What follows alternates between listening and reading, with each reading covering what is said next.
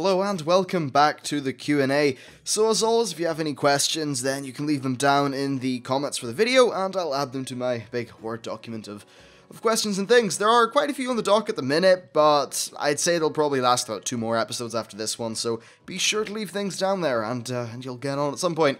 Anyway, we've got a whole bunch of interesting questions, so let's just get right into them. The first one's actually really cool. It's from Seungpo Hyung, I think I've said your name right, who is from Korea and talks a little bit about gold raids, which are more of a thing over there. Now, essentially, he said that in Korea they have gold raids, and these are raids in which a guild that's very much geared up takes in undergeared players, which are called customers or shoppers, and they have an auction on the items that are dropped. So the undergeared players and characters can basically just die early in a fight or do whatever, because the stronger players are just so good that they can nuke down the fight anyway. And after that, there's the auction for the stuff and for the items, and the profits from that auction go into the guild themselves, and it's split among the guild members. And he just asked that he wasn't really sure if we had the same in US or EU realms, and he wondered what I think Blizzard might do against that kind of abusive gameplay, or at least what he thought was abusive gameplay, because in a way it's just a way for undergeared players or characters to gear up faster than sort of already geared people, and it's just kind of a weird way to do it, and it's not exactly, in his opinion, how WoW raids are intended to be played. Okay, that was actually pretty interesting. Oh, and he also mentioned that it's got a bit of an effect on gold inflation. I'm guessing maybe it encourages people to farm a lot, and of course use gold trading sites. Very interesting question, actually, and this is something that I'm just assuming is rather prolific in the Korean servers, though I'd imagine that it's probably caused by a few different things. First of all, just, you know, social structures and how guilds seem to operate, and I'm pretty sure that World of Warcraft is not on a subscription in Korea. I know it isn't in China, but China's obviously is completely different.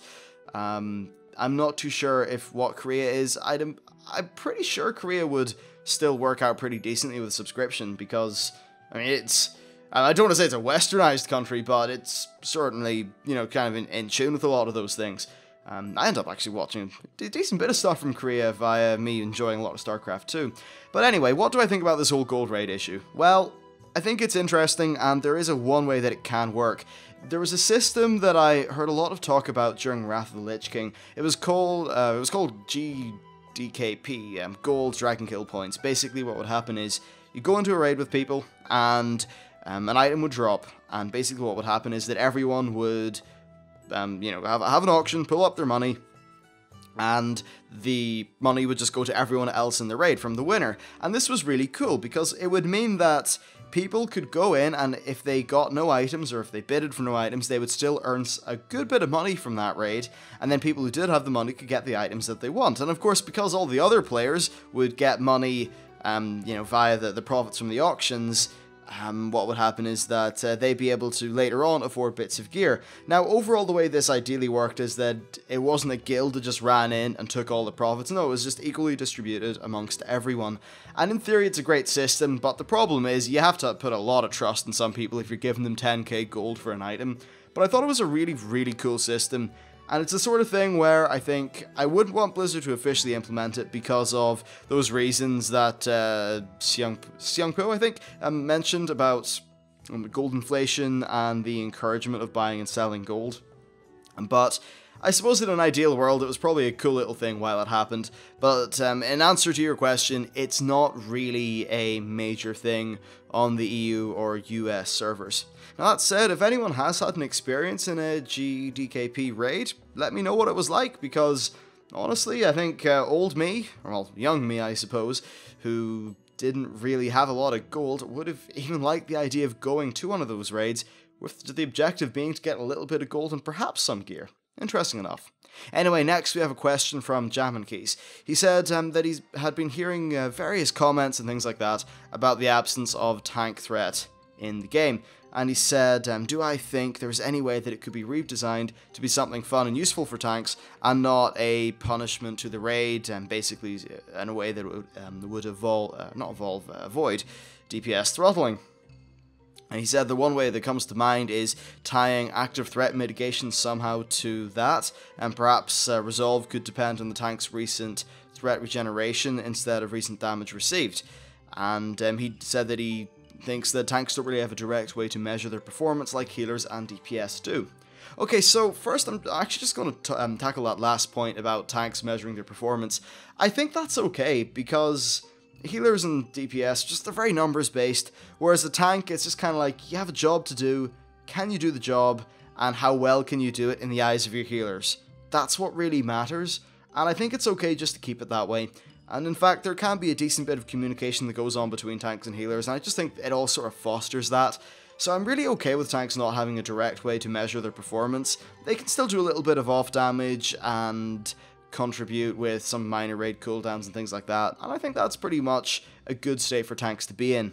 And then of course with active mitigation, they do, I guess if there was some way of tracking your active mitigation, then that would be a pretty cool way of people measuring just how much they're maximizing the resources, or just something like that. Now in terms of the idea of actually making threat matter, this is interesting. I have played as a tank in the days when threat did matter, and in the days when it mattered, well, not at all, i.e. today. And both had their pros, both had their cons. The threat game was a bit more stressful to me as a tank, honestly.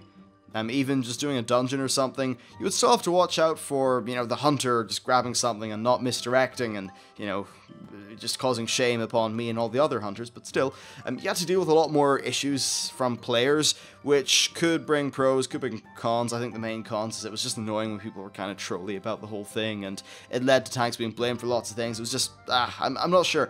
I think the threat not mattering is an okay way to do it, because I think, as Blizzard recently said, the fantasy of being a tank is raising your shield against the dragon and taking the hit for your team. And their current way of doing of having tanking being based on like just the amount of like, you know, can you survive a certain thing, I think that's pretty fun. And I think in general tank mechanics are quite interesting in the game. So I'd say that I personally am okay with the way it is now. And in terms of a way to redesign it, I'm just not sure. Because at the end of the day, threat is threat, it either matters or it doesn't when it comes to keeping mobs on you, and the idea of scaling up your resolve, which by the way is just a defensive version of vengeance, and vengeance being removed in the next expansion, but the idea of tying resolve to threat regeneration or generation, it would basically just be the same as DPS in a way. Just to say, if you're a paladin, you'd be using like Rebuke to get that 300% bonus, and it would just be kind of weird. I'm not too sure it would make that much sense. It would be like this weird version of doing DPS that the class, at least currently, isn't really designed for. So I think that within the current design of the game, that wouldn't really be feasible. However, if they were to just redesign things, then maybe they could come up with some sort of creative solution. All I know is that for now, I am actually rather okay with it. So yeah, that's just based on my limited mist tanking experience as a warrior doing some Throne of Thunder and some dungeons, and then as a paladin tanking a tiny bit of Siege of Orgrimmar, LFR, Throne of Thunder, and just sort of general dungeons and things. I do plan on raiding a bit more of my tanks though. Anyway, next we have a question from Ethan Hollis, who said, how do you think Blizzard will be changing up gold making, or do I think they'll be changing it up? And if they do I think it will be easier or harder? Because for people like him, one moment you have 2k gold, and the next moment, you know, you need to buy an item or something like that, and then you only have 400 gold, and basically you're in that rut where you don't have a great amount of money.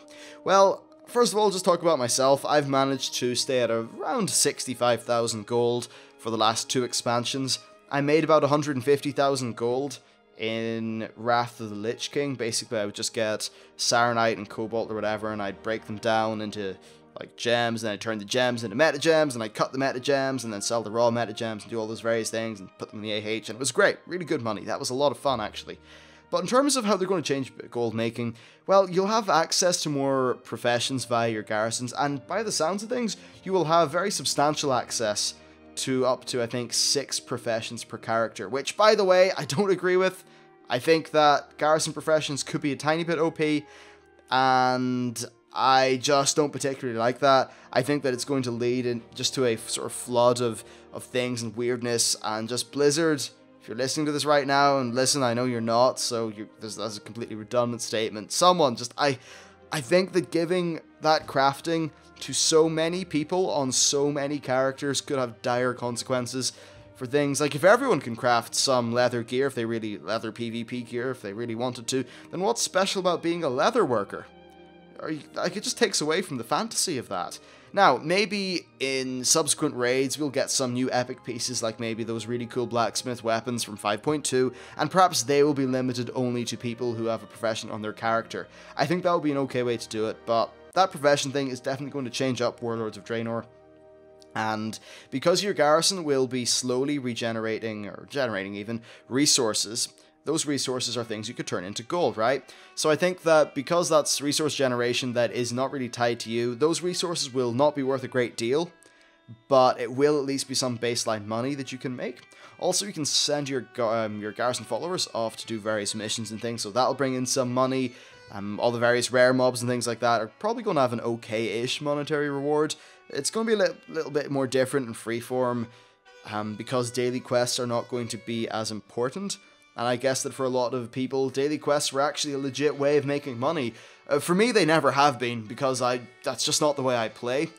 But I suppose if you are one of those players, you're just going to be getting money passively from various different resources and ways, you know. The garrisons could definitely have a very big effect on that. But just in terms of money making in general, all I'd say is take just a little bit of time to study what kind of things appear in your bags on a day-to-day basis while you play the game. Because honestly, all that windwool cloth you get, you could probably do something with that, you know? And maybe if you really just don't want to bother too much, get a gathering profession. Just the odd mining ore thingy that you fly past. Just pick that up. You know, there's lots of little ways that you can make enough money to scrape by, and perhaps over a month you'll have maybe have a 10k profit or something like that. Maybe, I don't know, but really money making is the sort of thing where it just takes a little bit of effort, a little bit of attention, and you can make a decent amount. Certainly, and that would be, independent of just really like hardcore farming or playing the auction house. Though I would say that if you are a PvP player, I feel your pain. I don't think PvP people get enough passive money from the game, just from winning your battlegrounds and doing all those things. Maybe if battleground gave you 50G, 100G, something like that, I don't know, but yeah, a little bit more of a gold reward. And then also, things like justice and honor, etc. can be used to purchase crafting mats. I think that currently those crafting mats are so expensive that it's not a viable thing, really, to make money off. And that's a little bit unfortunate. I think it would be okay if they made those a little bit cheaper, so that at least people could, run a battleground if they felt like it to get some money. I think that would be an okay system to have in the game. Then finally we have a question from Gaming with Fitz even, and I think this is probably something that might be worthy of a larger discussion once we find out more information, but well, I guess we have a lot of information. I'll just quickly go over it anyway. He said, do you think it will be easier to get into raiding in Warlords after patch 6.0/6.1? Well, in fact, I think it's going to be very easy to get into raiding in Warlords no matter what raid you're doing or no matter what patch you get into, because of the way that they're designing things. Your garrison is going to give you the equivalent of honor / I guess like justice gear or dungeon gear. So your garrison's always going to help you gear up. Any new patches will maybe give you a new island that will help you gear up. And because of that, I think it's always going to be relatively easy. And I'm sure that there'll be some catch-up mechanics in subsequent patches that'll help you get to a baseline. But in general, I think that in Warlords, maybe your overall rate of gear acquisition is not going to be as fast. Or maybe it's just, I don't know, going to be similar to Pandaria, but the good thing about it is that by the sounds of things, it'll be a lot less varied. Wait, wow, that was a dumb sentence. No, by the sounds of things, it'll be a lot more varied. You'll have more things to do, and that should hopefully translate to gameplay that's just a little bit less samey, more fun. And that's definitely a good thing, I think. So yeah, that's it. I'll be talking a little bit in the future just about my full-on thoughts about raiding in general, though. Just based off the things that they've said recently. Anyway, that's it for the video. By the way, if I sound a little bit groggy or weird at the minute, my circadian rhythm is just destroyed at the minute. Yeah, it's funny, those times when you have to pull a 40-hour workday, well, 2 days, I suppose, or, just ridiculous shit like that. It really screws you up for the next few days. I'm still kind of coming off the weirdness of all that. I'll be back to normal soon enough. But anyway, that's been it for this video. Hope you enjoyed it, and I'll see y'all next time.